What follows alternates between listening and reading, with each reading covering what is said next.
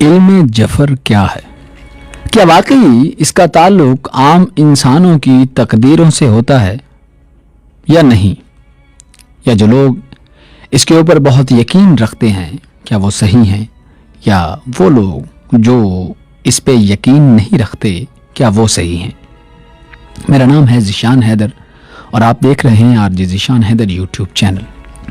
कुछ लोगों की रिवायात के मुताबिक तारीख ये बताती है ये इल्म पहले इल्म नुजूम कहलाता था, लेकिन इसे दवाम बख्शा है इमाम जाफर सादिक अलैहिस्सलाम ने। इस बात की वजह से इस इल्म का नाम इल्म नुजूम की जगह इल्म जाफर पड़ गया।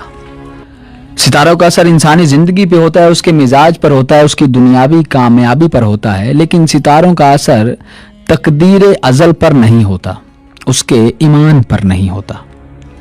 इल्म नुजूम के बारे में लोग मुख्तलिफ राय रखते हैं। कुछ लोग कहते हैं कि ये हलाल है, जबकि कुछ लोग इसे बिल्कुल हराम करार देते हैं। जैसे कि पामिस्ट्री का इल्म है।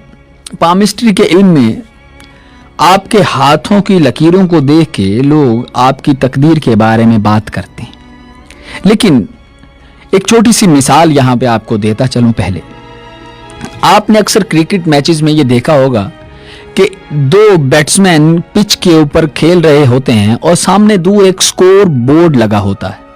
वो बैट्समैन जब भी कोई छक्का लगाते हैं, चौका लगाते हैं, कोई रन्स बनाते हैं, तो वो स्कोर बोर्ड रोटेट करता है और उस पे आदाद बदलते रहते हैं। इस मिसाल से ये वाज़ेह हो रहा है कि जब तक वो बैट्समैन मेहनत करते रहते हैं, कुछ ना कुछ करते रहते हैं, तब तक वो स्कोर बोर्ड बदलता रहता है। जब वो बैट्समैन मेहनत करना छोड़ देंगे तो वो स्कोर बोर्ड वहीं पर रुक जाएगा। बिल्कुल इसी तरह आपके हाथों की लकीरें भी बदलती रहती हैं। आपके अंदर जब तक मेहनत और किसी भी चीज को हासिल करने की जुस्तजू रहती है, तब तक खुदा आपकी तकदीर को उसी तरफ मोड़ता रहता है। तो इसलिए कोई भी इल्म हो, उसका बेसिक ताल्लुक आपके अंदर की मेहनत पे है और आपके यकीन पे है। इल्म नुजूम या इल्म जाफर या इल्म जफर का जिक्र कुरान मजीद में भी आया है। इल्म जफर एक ऐसा इल्म है जिसमें इसरार हुरूफ से बहस की जाती है, जिसके माहिरीन का दावा है कि वो इसकी मदद से आइंदा के हालात व वाक़यात का पता लगा लेते हैं। इस इल्म के जरिए बहुत सी चीजें मालूम की जाती हैं, लेकिन इल्म जाफर को या इल्म जफर को गलत अंदाज में इस्तेमाल करना यकीनन इखलाकी तौर पर भी गलत है और शरीयतन भी गलत है। इल्म जफर आइमा मासूमीन का एक पाक और मुताहर इल्म है, जिसके बारे में उलमाए इल्म जफर फरमाते हैं कि जिसने जोहला को ये इल्म सिखाया उसने इसे जाया किया,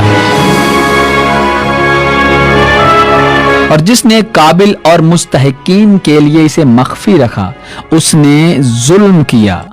इल्म जफर अपने एजाज नातिक होने की वजह से नाअहल से खुद ही रूपोश हो जाता है। यानी अगर कोई शख्स इल्म जाफर, इल्म जफर या इल्म नुजूम पर उबूर हासिल कर ले और बाद में इसे गलत ज़राए में इस्तेमाल करना शुरू कर दे, यानी कि बुरे कामों में इसे इस्तेमाल करना शुरू कर दे, तो ऐसी सूरत में उसका हर जवाब गलत बरामद होने लग जाता है। यानी ये इल्म आपका साथ खुद ही छोड़ देता है और हर कायदा जो इस इल्म से आपने सीखा होता है या जिसकी हकीकत आप जानते होते हैं, वो आपके फहमो इदराक से दूर हो जाता है।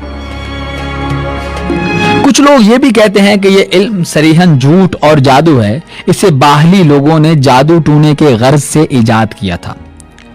इल्म जफर में चिल्ला कशी या किसी तवील वजीफे की जरूरत नहीं होती। किसी खास मकसद के तहत कोई अमल हिकमत व तदबीर का आईनादार होता है, जिसे मौजू वक्त की जरूरत होती है। और यही इस इल्म का सबसे अहम नुक्ता है। अक्सर आमिलीन, कामिलीन, पीर, फकीर जो इस इल्म होने का दावा करते हैं, वो इस नुक्ते को नजरअंदाज करते हैं। एक मौजू वक्त से वाकफियत उनके लिए बड़ा मसला है, क्योंकि अक्सरियत इल्म नुजूम के रमूज़ व नुकात से ही बेखबर होती है, जबकि इल्म नुजूम ही वाहिद इल्म है जो वक्त की सआदत या नहुसत से बाखबर कर सकता है। لوگ کتابوں اور رسالوں میں بڑے بڑے زبردست عمل اور نقش پیش کرتے رہتے ہیں، لیکن ان کے لیے موزوں وقت کا انتخاب کرنے کی صلاحیت نہیں رکھتے، چنانچہ اس لیے ان کے عمل یا نقوش مؤثر ثابت نہیں ہوتے، اور انہی کی وجہ سے لوگوں کا ایمان اور یقین ان علوم سے اٹھ جاتا ہے اور وہ صحیح علوم کو بھی غلط علوم سے تشبیہ دینے لگ جاتے ہیں۔